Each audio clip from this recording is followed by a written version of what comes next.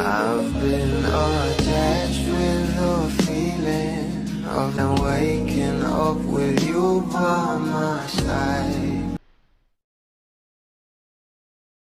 Grabe nga talaga na kahit nga itong ating Donnie at Belle ay nasa Milan, ay patuloy pa nga rin ang pag-streams ng maraming bubblies para sa isanta ng ating Belle Mariano na Bugambilya, na alam naman natin na marami nga talaga ang na LSS, lalong lalo na nga ang English version nito sa dulo.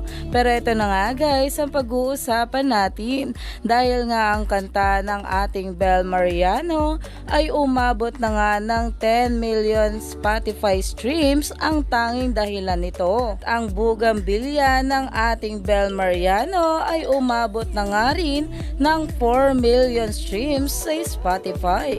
Marami na namang mga bubblies ang sobra natuwa dito, na ayon nga guys dito, I can't put into words how proud I am of your achievements. Keep on inspiring many people, Belinda. Unending congratulations to you.